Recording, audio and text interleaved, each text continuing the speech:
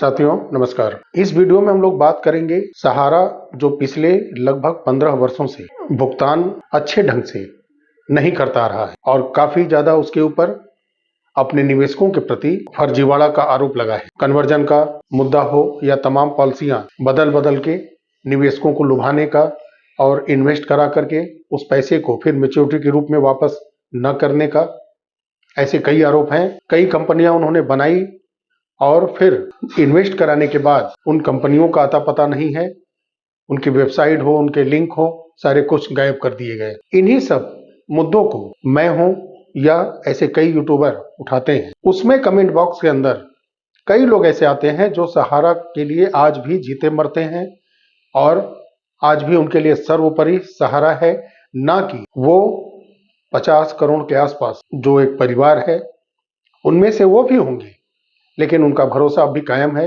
रहे, बिल्कुल रहे, लेकिन किसी के ऊपर, जैसे आप लोग बोलते आ रहे हैं ना कि भरोसा विश्वास उतना ही होना चाहिए जितना एक विश्वास के लायक हो। इतना विश्वास भी नहीं करना चाहिए कि वो अंधविश्वास में बदल जाए। वैसे ही इस समय सहारा के बहुत सारे लोग मौजूद हैं जो कार्य भी करते हैं और बिल्कुल एक सहारा के ऊपर अंधविश्वास जैसा भरोसा रखे हुए हैं और जो सहारा के 15 साल के अंदर किए गए कारनामों को उजागर करता है, उस पर आकर के वो कमेंट करते हैं, फप्तियां कसते हैं और सिखाना चाहते हैं कि सहारा के विषय में हम जैसे लोग क्या जानते हैं। सहारा 1978 से चलती आ रही है। वो अपने निवेशकों को हमेशा संतुष्ट रखती थी, समय से मैच्योरिटी करती थी। तो ऐसा क्या हुआ कि सहारा आज इतने गर्त में जा चुकी है और चारों तरफ से पूरे भारत के अंदर फर्जीवाड़ा का आरोप निवेशक लगा रहे हैं, बहुत सारे कार्यकर्ता लगा रहे हैं।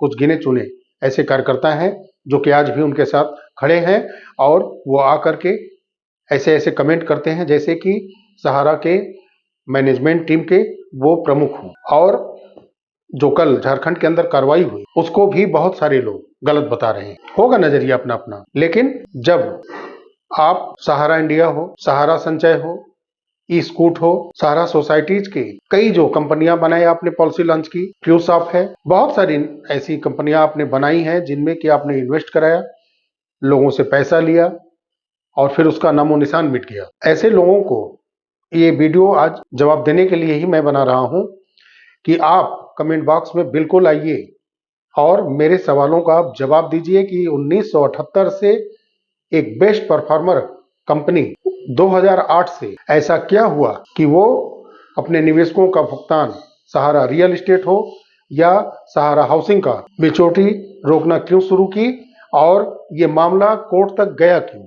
अगर आप 1978 से बेस्ट परफॉर्मर के रूप में अपने निवेशकों के लिए, अपने जमाकर्ता के लिए थे, तो ऐसा क्या था कि आपके ही जमाकर्ता कोर्ट गए और सुप्रीम कोर्ट से ये आदेश लेकर के आए, जमा पैसा को सहारा अपने निवेशकों को वापस करे और तुरंत अपने यहां धन को जमा करना, पैसा जमा कराना बंद करे। पहला क्वेश्चन ये हमारा था, उस पर आप जवाब जरूर दीजिएगा मेरे कमेंट बॉक्स में आकर के। 1978 से आप जानते हैं सहारा, इसलिए मैं क्वेश्चन कर रहा हूं। उसके अलावा आपके प्रॉपर्टियों को बिक्री करने पर रोक लगाया गया था, जिसको कि 2014 में एम्बार्गो को हटा लिया गया। तो जो 1978 से इसमें जुड़े हैं और उनका सेल्फ रिस्पेक्ट खराब हो रहा है ऐसे वीडियो से, वो बताएं कि एम्बार्गो हटने के बाद भी सहारा ने क्यों अपने निवेशकों को बरगलाया। जो 1978 से सहारा को जानते हैं उनसे मेरा दूसरा सवाल था कि एम्बार्गो पर आप या आपके सहारा के पूरी मैनेजमेंट टीम हो या सदस्य हो, क्यों चुप थे। एम्बार्गो था कि नहीं, ये कोर्ट ने क्लियर किया था 3, 4 और 5 सितंबर को ही। तो क्यों आपने झूठ बोला कि एम्बार्गो है, क्यों नहीं भुगतान किया आप अपने निवेशकों को। आपने कन्वर्जन किया कि नहीं किया, मल्टीपल अकाउंट मेंबरशिप और ज्वाइनिंग पॉइंट, ये क्या है, ये कन्वर्जन क्यों किया गया, कैश मैच्योरिटी क्यों नहीं किया गया, आपने अपने कस्टमर को क्यों बरगलाया, जबकि माननीय सुप्रीम कोर्ट की तरफ से कहा गया था कि सेबी के द्वारा जो 25,000 करोड़ 24,000 करोड़ प्लस कुछ जमा करना था सेबी के खाते में और बॉन्ड के साथ अपील करना था भुगतान के लिए सीधे बैंक खाते में सेबी के पास, रियल एस्टेट और हाउसिंग के लिए, तो वो भुगतान सेबी के द्वारा करना था। तो सेबी के द्वारा भुगतान करने के पहले ही आपने अपने निवेशकों को बुला करके कन्वर्जन किया, और कन्वर्जन करने के बाद आपने स्टेटमेंट दिया कोर्ट के अंदर कि मैंने सबका भुगतान कर दिया है। आपने ड्रॉप ट्रक या ऐसे वैसे करके दस्तावेज भेजे, उसमें से कुछ जरूरी दस्तावेज सेबी ने लिए थे, लेकिन डिसाइड कोर्ट की तरफ से यही हुआ था कि सेबी भुगतान करेगी उन 2 पॉलिसी के निवेशकों को। लेकिन बड़ी चालाकी से जो 1978 से सहारा को जानते हैं वो कृपया बताएं इसको कि 2012 के बाद जब सेबी के द्वारा भुगतान किया जाना था, तो उस बॉन्ड को आपने अपने यहाँ रख करके फिर कन्वर्जन करके नए सोसाइटीज हो चाहे क्यूसॉप हो, नई कंपनियों ने आपने उस बॉन्ड को कन्वर्ट करके अपने निवेशकों को क्यों दिया और उसको भुगतान के रूप में आपने कोर्ट में दिखाया। ये सही है कि नहीं सही है? उसके बाद इस पर आप अपनी राय दीजिएगा कि जो इस समय वर्तमान में सीआरसीएस पोर्टल के माध्यम से 4 सोसाइटियों का भुगतान हो रहा है, क्यूसॉप के पॉलिसी में जो निवेशक अपना पैसा जमा किए हैं, सहारा संचय है, स्कूट है, ऐसे सहारा के बहुत सारी कंपनियां हैं जो फ्रेंचाइजी ऑफिस उन्होंने खोले और पैसा वहां से इन्वेस्ट कराया। तो आप कृपया ये बताइएगा कमेंट बॉक्स में आकर के, या अगर आप वीडियो चैनल के माध्यम से बनाकर देना चाहते हैं तो आप अपने ही निवेशकों को जो 1978 से सहारा को जानते हैं, ये सवाल मेरा मुख्य उनसे ही है क्योंकि उन्होंने बोला है कि मैं 1978 से सहारा को जानता हूं, तो वो इसका जवाब देंगे कि जो ये तमाम पॉलिसियां हैं जो कि रियल एस्टेट हाउसिंग के बाद इन्होंने इन सब का रजिस्ट्रेशन कराया और पैसा जमा किया, कन्वर्जन किया, ज्वाइनिंग पॉइंट दिए, इन सभी बॉन्डों का पेमेंट अपने निवेशकों को समय से आपने क्यों नहीं दिया? किस कोर्ट ने रोका है आपको? सोसाइटीज के जितने भी पैसे आपने जमा कराए हैं और तमाम कंपनियों के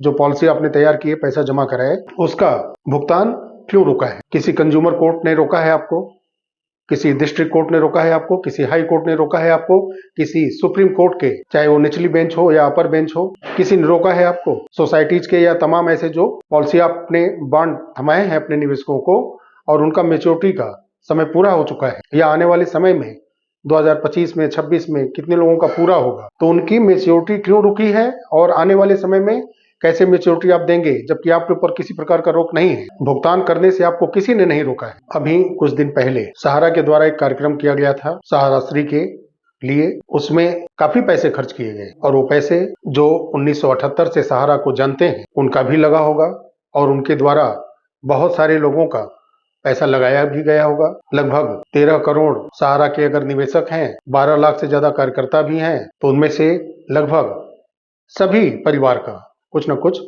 पैसा लगा ही है। लेकिन इतना बड़ा आप फंक्शन करते हैं, उसका वीडियो क्लिप जारी करते हैं, क्या आप वहां पर एक छोटा सा कार्यक्रम माल्यार्पण का करके 2 मिनट मौन रख के उसके बाद किसी ऐसे 50 या 100 छोटे निवेशक को ही सही, जिसका 10,000 हो, 50,000 हो, 1 लाख हो, ऐसे निवेशकों का बुला करके आप भुगतान ऐसे फंक्शन में नहीं कर सकते थे और उसका वीडियो क्लिप जारी करते कि मैं अपनी तरफ से कोशिश कर रहा हूं, आने वाले समय में सबका भुगतान करूंगा। उसके बाद 2023 जुलाई से पोर्टल चल रहा है। 4 महीने से 5 महीने के बाद जब उसके रिजल्ट आने शुरू हुए तो उसमें डेफिशिएंसी शुरू हो गई। तो जो 1978 से सहारा के विषय में जानते हैं, हम लोग कुछ नहीं जानते, उन भाई साहब से एक रिक्वेस्ट है कि ये बताएं कमेंट बॉक्स में या वीडियो एक जारी करें कि जब 2023 के सितंबर अक्टूबर माह से डेफिशिएंसी आना शुरू हुआ तो आपके सहारा ने और आप लोग आकर के सामने क्या कर सके, डेफिशिएंसी क्यों आ रही? कमेंट बॉक्स में आप बताइएगा अगर कि आपने क्या किया था ऐसा कि जो बॉन्ड आपने, मैं व्यक्तिगत रूप से बोल रहा हूं, जो ऐसे लोग कमेंट करते हैं कि आप लोग ने जब ऐसे बॉन्ड अपने ऑफिस से जारी किया था तो उस बॉन्ड को जब सीआरसीएस पोर्टल पर अपलोड किया गया तो आप ही के द्वारा दिए गए बॉन्ड को सीआरसीएस ने क्यों रिजेक्ट किया, क्यों उसमें कमियां ला दी? जो 1978 से सहारा के विषय में जानते हैं वो इस 2025 में, जो कि 2023 सितंबर अक्टूबर से लगभग डेफिशिएंसियां अभी तक चली आ रही हैं, तो आप जैसे लोग इस डेफिशिएंसी के बारे में क्या उजागर करना चाहते हैं? बॉन्ड झूठा है कि सीआरसीएस पोर्टल झूठा है कि ये आपका पूरा का पूरा सहारा का सिस्टम ही फर्जीवाड़ा से भरा पड़ा है 2008 के बाद? तो 2008 से 2025 के बीच में क्या हुआ उस पर आप गहन अध्ययन करें। और सबसे लास्ट जो क्वेश्चन हमारा था डेफिशिएंसी के बारे में, बीच में क्या हुआ क्या नहीं हुआ उसको छोड़िए, जाने दीजिए, लेकिन उसका जवाब देना जरूरी है, ना कि मेरे बारे में जानना या मेरे जैसे जो तमाम ऐसे यूट्यूबर साथी वीडियो बना रहे हैं उनके बारे में जानने से अच्छा है कि आप अपने बारे में बताइए कि आप क्या थे उसमें, कि आज सहारा को आप आकर के रिप्रेजेंट कर रहे हैं। तो आप बताइए पहले कि ये डेफिशिएंसी किसकी कमी है।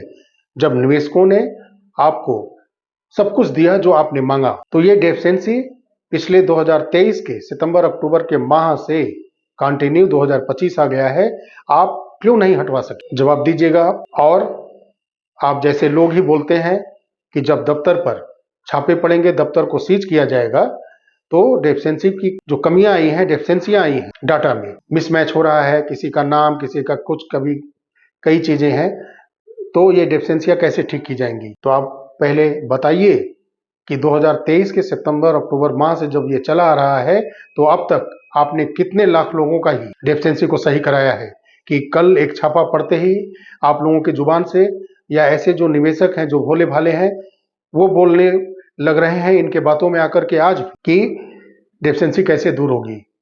आप जो निवेशक हैं वो इस तथ्य को समझें कि 2023 के लास्ट में डेफिशिएंसी जब रिजल्ट में आना शुरू हुआ था, आज लगभग 14-15 महीने हो चुके हैं, तब से किसी भी 1 लाख लोगों के अपने ये निवेशकों का इन्होंने डेफिशिएंसी को दूर किया है? या इनकी अगर कमी नहीं थी तो क्या ये आकर के मीडिया के माध्यम से या खुद कोई ऐसा प्रेस रिलीज किया इन्होंने कि ये सरकार की मंशा है पैसा न देने की? नहीं।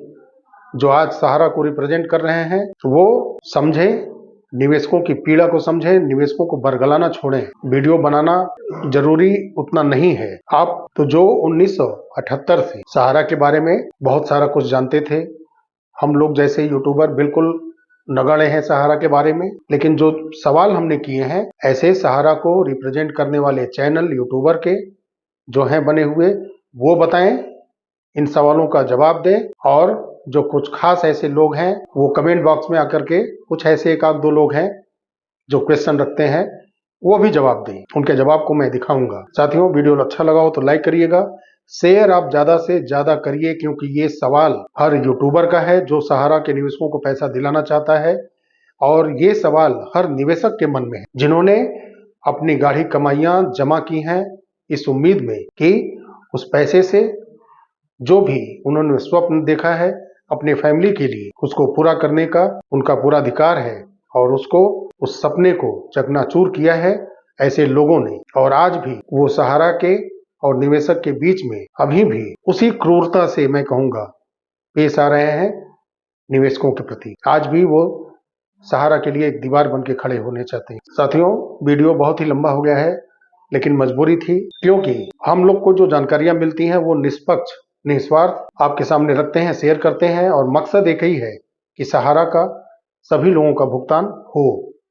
और भुगतान हो जाएगा तो कोई सहारा के विषय में क्यों बोलने आएगा, और किसके पास समय है ऐसे वीडियो को देखने के लिए जो सहारा से संबंध रखता हो। तो मकसद एक ही है, भुगतान कराना। वीडियो अच्छा लगा हो तो लाइक करिएगा, शेयर ज्यादा से ज्यादा करिए, ताकि ऐसे लोगों से तमाम निवेशक क्वेश्चन करें और इनके किए गए जो पहले के धोखाधड़ी हो या उन्होंने सही कार्य किए हैं, जब आप क्वेश्चन करेंगे तो खुद उनका जवाब आएगा सामने। वीडियो ज्यादा से ज्यादा शेयर करिए। चैनल पे अगर आप नए हैं तो चैनल को सब्सक्राइब अवश्य करके जाइएगा।